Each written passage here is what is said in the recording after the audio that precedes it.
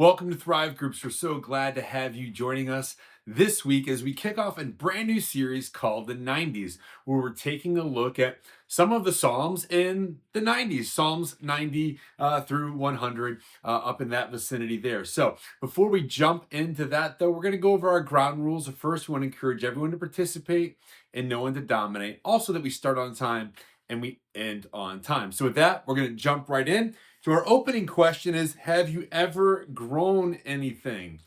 For me, several years back, I decided I was going to start a small garden for the family and did a lot of research. Ended up doing what we call a square foot garden, where it's these raised beds and everything is planted precisely on this grid, and got really deep into it, loved it, did it, and it worked really well for our family for a while. And then eventually we kind of ran out of steam with it and haven't done it for a while. But that was my garden planting experience. But what about you? Have you ever grown something? Let's take a few minutes and discuss that.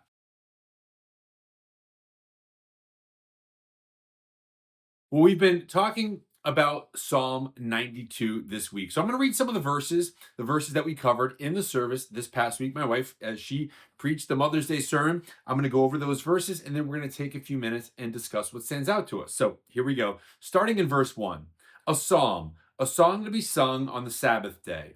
It is good to give thanks to the Lord, to sing praises to the Most High. It is good to proclaim your unfailing love in the morning, your faithfulness in the evening.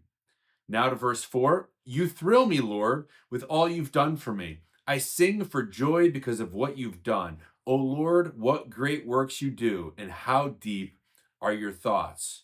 Only a simpleton would not know, and only a fool would not understand this. Though the wicked sprout like weeds and evildoers flourish, they will be destroyed forever.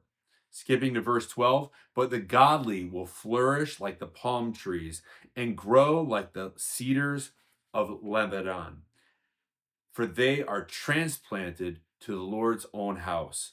They flourish in the courts of our God. Even in old age, they will still produce fruit. They will remain vital and green. They will declare, the Lord is just. He is my rock, and there is no evil in him. So let's take a few moments and discuss what stood out to us in those verses.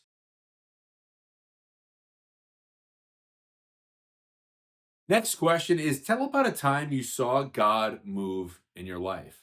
For me, I think it was when I really began to be consistent in my time alone with God in prayer.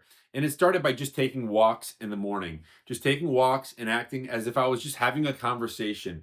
There was no real formula, no real structure, just taking a walk in the morning with God and having a conversation with Him. And I began to see God move in powerful ways in my life and in my family and in our church. How about you? Have you seen God move in a powerful way in your life? What did that look like? Next question is, what is something that God gave you strength for? Well, me as a parent of four kids, I got to say, God has been giving me and my wife, Carrie, strength for raising our kids. We have one child who's, just still in elementary school, being homeschooled, but young. Two that are in college, or one that's graduating, going into college, the other that's 2 years into college, and then one that's in high school. And each step of the way, God is giving us strength. Even though we feel inadequate at times, God is giving us the strength that we need to parent. But what about you? What's a time that you felt God strength moving in your life? Final question is, how can you stay rooted in God this week? That's kind of the whole theme this week, is staying rooted in God will cause us to flourish, to live a life that produces much fruit. So how can you stay rooted in God this week? Well, thank you so much for joining us for our Thrive group. We're so glad that you joined us, and we would like to close in prayer. Before we do that, though, you can share with the group any thoughts, any prayer requests, anything that you have need of prayer for. And then this group, we're going to come together and we're going to pray for those things. Doesn't have to be a fancy prayer, it can be short and sweet, but I would encourage each person to take a few moments to say a prayer, asking God for direction, wisdom, insight, whatever it may be. Pray for one of the needs in the group, and then once everyone gets an opportunity to pray, the group leader will close it down. So thank you again so much for joining us this week. Let's close in prayer.